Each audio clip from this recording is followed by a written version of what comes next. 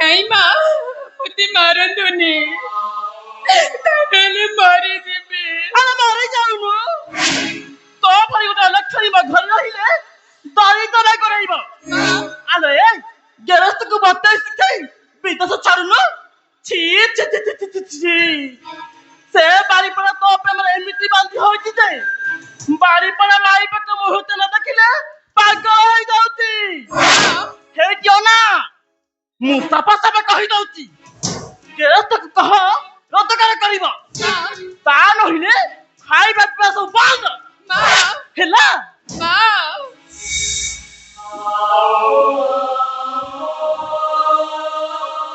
माँ एतिरे दुष्ट मोर कोण से विदेश जाई बाणिज्य करबा को मु कोन ताको मना करिछि एले से तो जाउ नाथि अरे केमिति जेबा कहलो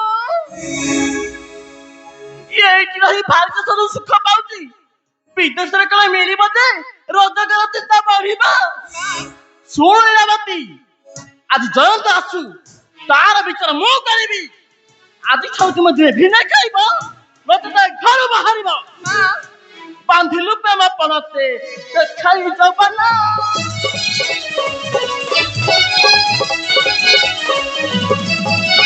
बांधिलु प्रेम पनते देखाई जबना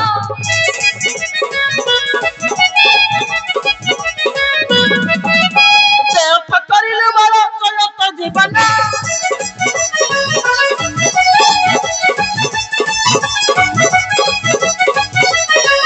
नारी रूप धारी टूटा कामों की राक्षस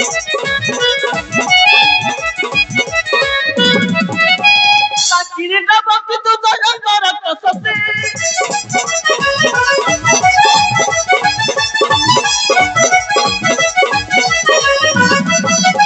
आदि थारू एही घरे नहीं तुम साना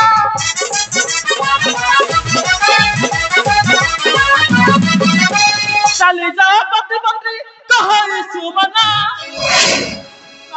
नहीं तमे सेमिति कुआतुनी से आसंतु मु तो निश्चय बोझ से पटेबी किंतु घर तोड़ दब कथा कोंतुनी माँ कोंतुनी लो लो लो लो लो तोर तो कम सास नुई ना तोर तो कम सास नुई तू पुणी मो पार्टी बंद कर बसिलुनी बारी देबी मु तो ताजी मारो मारो मारो बारी देबी ओलो छोनी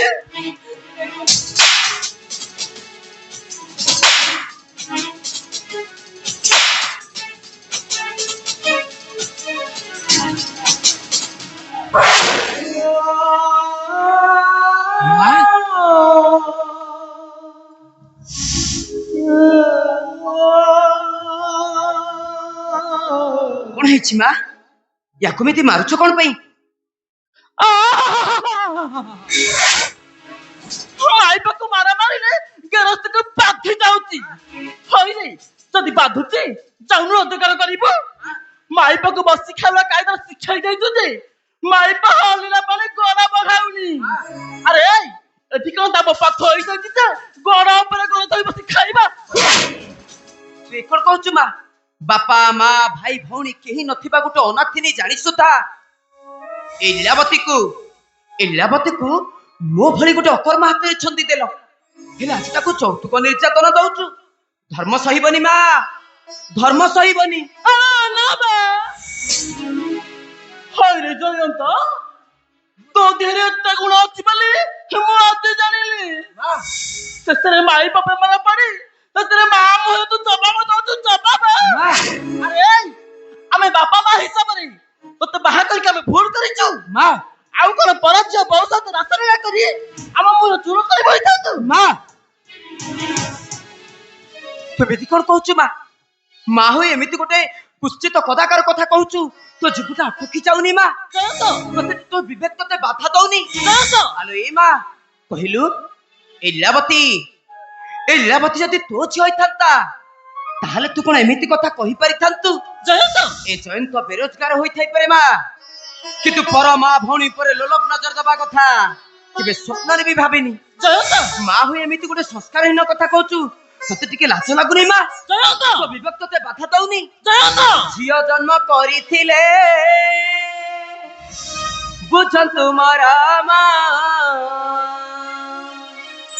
ପର ଝିଅ ବୋଲି ଭୁଲି ଯାଉଛୁ ଧରା ମା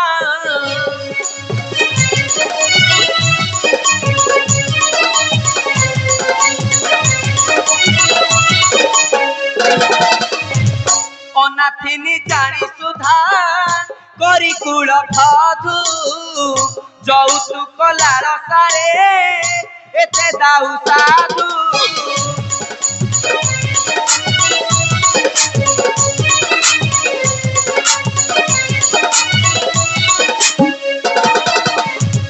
মা হই পক্ষপাত করিলে বিচার কহইছু মন নিচে হে বুনার ভার ମୁଁ ମରି ଯାଉଥିଲି ମା ହଇରେ ଜୟନ୍ତ ତୁମର କୁଳ ପୂଜା ପୁଅ ବୋଲି ମୁଁ ତତେ କେତେ ଗମ ଗଣ୍ଡ ପଡ଼ିଥିଲି ସେଥିରେ ମାଇ ପବନରେ ପଡ଼ି ସେଥିରେ ମୋ ପରି ମାକୁ ତୁ ନିନ୍ଦା କରୁଛୁ ଆରେ ଆରେ ଧର୍ମ ବୋଲି ଜଣେ ଅଛି ମା ଜୟନ୍ତ ଧର୍ମ ବୋଲି ଜଣେ ଅଛି ଆରେ ସ୍ୱାମୀ ମୋର ଲକ୍ଷ୍ମୀ ପ୍ରତିମା ଭଳି ସ୍ତ୍ରୀକୁ ତୁମେ ସ୍ୱାମୀ ସ୍ତ୍ରୀ ଦୁହେଁ ମିଶି ନିନ୍ଦା କରିପାରୁଛ ବାପା ଆରେ ସେ ପରା ତୋର ମା ବାପା ଏ କଥା ତୁମେ ଭୁଲି ଯାଉଛ କେମିତି ଏ ଜୟନ୍ତ ଯୋଉ ମା ଜନ୍ମ କରି ତତେ ଏରୁଟେରୁ ଏରୁଟେ କରିଛି ଏନ୍ତୁଡି ଶାଳରେ ଅନିଦ୍ରା ରହି ତୋର ଶୁଭ କାମନା କରିଛି ସେଇଭଳି ମାକୁ ତୁମେ ନିନ୍ଦା କରିପାରୁଛ ବାପା ତୁମେ ଜମା ବ୍ୟସ୍ତ ହୁଅନି ରମା ତୁମେ ଜମା ବ୍ୟସ୍ତ ହୁଅନି ଜୟନ୍ତ ତା ସ୍ତ୍ରୀ ବୋଲର ପରି ତୁମ ପ୍ରତି ଯେଉଁ ଅପରାଧ କରିଛି ସେ ଅପରାଧର ପ୍ରତିଫଳ କଣ ପ୍ରତିଫଳିତ ହେଉଛି ତୁମେ ଖାଲି ଠିଆ ହୋଇ ଦେଖ ତୁମେ ଅପେକ୍ଷା କର ଜୟନ୍ତ ବାପା ଆରେ ଲାଠି ବାପା ତୁ ଯଦି ଏ ସମସ୍ୟାର ସମାଧାନ ଚାହୁ ତାହେଲେ ଏଇ ଲାଠିରେ ପିଟି ପିଟି ତୋ ମାଟାକୁ ମାରିଦେ ହଇରେ ପାରି ପଡ଼ା রয়ে যারা কথা বলতে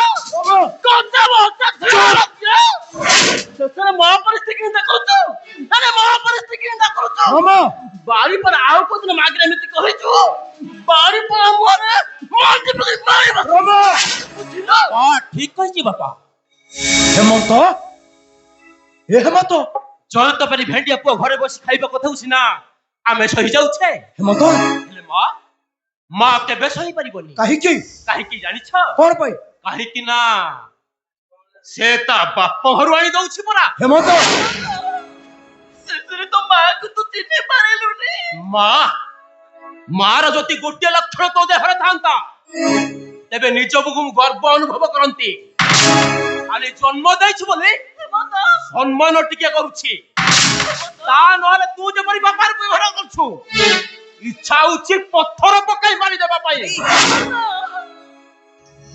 ହେମନ୍ତ ସବୁ ସହିପାରେ ମା ହେଲେ ମୋ ଜୟନ୍ତ ଆଖିରେ ଲୁହ କେବେ ସହିପାରିବନି କାରଣ ମୁଁ ତା ପାଇଁ ରାମ ଆଉ ସେ ମୋ ଗେଲା ଭାଇ ଲକ୍ଷ୍ମଣ ଜୟନ୍ତ ହଉ ହେଲା ଏବେ ତ ଭାଇ ମତେ ସରତା ଉଛୁଳି ପାରୁଛି କାଲି କାଲି ତ ଛୁଆ ପିଲା ମତେ ଗଳେ ହାର ହୋଇ ଝୁଲିବେ ଠିକ ସେତିକି ମୋ କଥା ମନେ ପକାଇବୁ ସେତିକି ବେଳେ ନେରି ଗୋଳ କହୁଣିକି ବହି ଯାଇଥିବ ଆଉ ଚାଟିବାକୁ ଯିବ ପାଇବନି ଏଇ ଦେଖ ବୁଢା ମୁଁ କାନରେ ଗଣ୍ଠି ପକେଇଲି ସରି ପରେ ଆଉ କୋଉଦିନ ଏମିତି ମୋ ଆଗରେ କହିଛୁ ମୁଁ ଦେଖିବି ଯେତେ ଦିନ ତୁ ପୁଅ ବୋଉ ସୁଆଗ କରିବୁ ମୁଁ ଦେଖିବି ଆରେ ମତେ କଣ ଭାବିଛ କି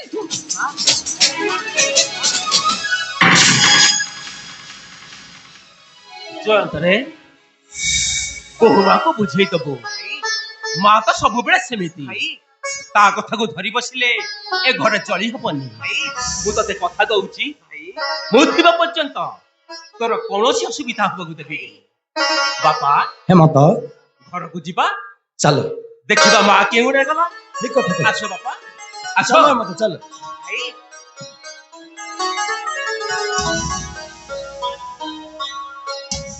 ଜୟନ୍ତରେ ମା ଗାଳି ଦାଣ୍ଡ ଧୂଳି ଭାବି ସବୁ ସହି ନବୁ, ବାପା ସବୁ ସହି ନବୁ ତୁ। ବାପା ବୋହୁ ମା, ବାପା ଆମ ଶାସ୍ତ୍ରରେ ଲେଖା ଅଛି, ଆମ ସଂସ୍କୃତି କହେ ଶାଶୁ ସାକ୍ଷାତ ମା ପରି। ବାପା ଏ ବୋହୁ ମା ବାପା ରମା ମାଡ଼ ମାରିଥିବା କଥାକୁ ନେଇ କେବେ ବି ଆଖିରୁ ଲୁହ ଗଡେଇବନି କି ମନ ଦୁଃଖ କରିବନି। ସଦା ସର୍ବଦା ମନେ ରଖିଥିବ ମା ମାଡ଼ କୁଆପାଡ଼ ସହିତ ସମାନ। ହଁ, ହଁ, ହଁ, କୁଆପାଡ଼ ସହିତ ସମାନ। ଆସୁଛି ମୁଁ, ଆସୁଛି ରେ। ବାପା ବାପା ବାପା ବାପା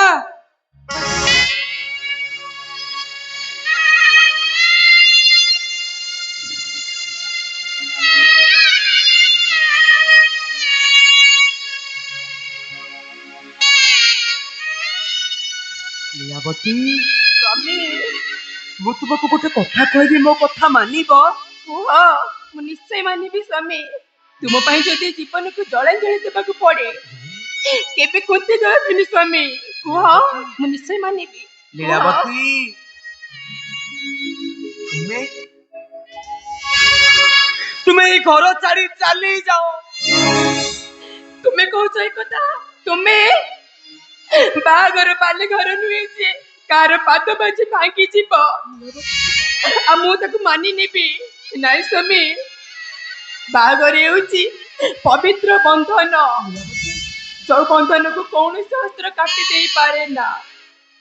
ବନ୍ଧନ ହେଉଛି ଚଉରା ମୂଳର ସଞ୍ଜବତୀଟିଏ। ସେ ଲିଭିଗଲା ପରେ ମଧ୍ୟ କୁଳି କୁଳି ଚଳିବା ତାର ଧର୍ମ।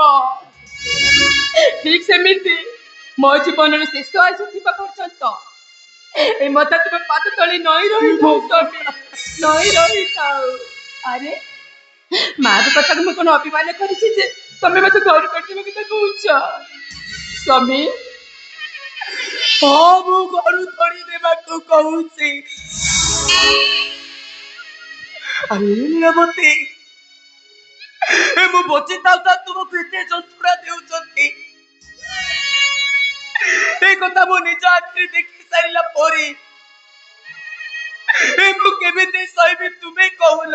ସ୍ୱାମୀ, লীଳାବତୀ, ଈଶ୍ୱର ଯଦି ଅକସ୍ମାତ ମୋ ଆୟୁଷରେ କାଳେ ପୂର୍ଣ୍ଣଛେଦ ପକେଇ ଦେବେ,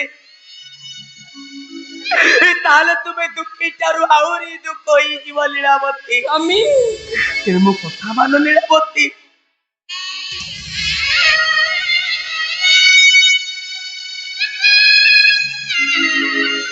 ମୋ କଥା ମାନ ତୁମେ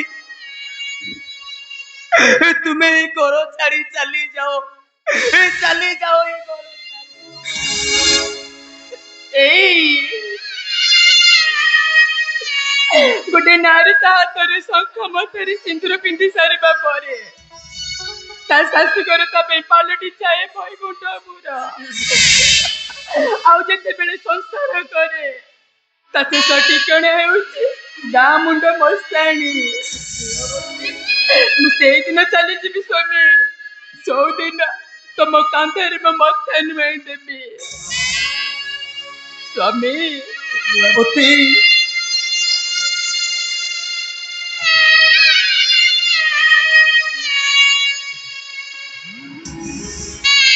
ସ୍ୱାମୀ, ତମେ ସେମିତି କୁହନି ସ୍ୱାମୀ, ସେମିତି କୁହନି। লীଳାବତୀ, ଆରେ ମୋ କଥା ତୁମେ ବୁଝିବାକୁ ଚେଷ୍ଟା କର লীଳାବତୀ। ଆରେ ତୁମେ ଏଠି ରହିଲେ ତୁମକୁ ଜଳି ଜଳି ବଞ୍ଚିବାକୁ ହେବ। କାହିଁକି ଚାଲିଛ লীଳାବତୀ? କାହିଁକି ନା ଏଠି ପିଠି ମାଡ଼ ଖାଇଲେ ଆଖିରୁ ଆପେ ଆପେ ଲୁହ ବୋହି ଆସେ। କାହିଁକି ଜାଣିଛ লীଳାବତୀ? ସ୍ୱାମୀ, କାହିଁକି ନା ଏ ପିଠି ଆଉ ଆଖିର ନିବିଡ଼ ସମ୍ପର୍କ ଥାଏ। ଏଇ ଯେମିତି ତମ ସହିତ ମୋର ସମ୍ପର୍କ ଅଛି। ସ୍ୱାମୀ, লীଳାବତୀ,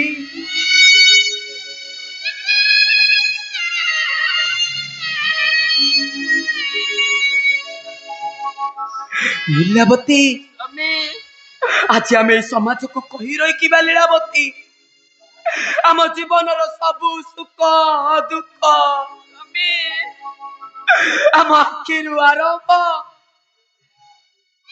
ଗୋଟାରେ ଶେଷ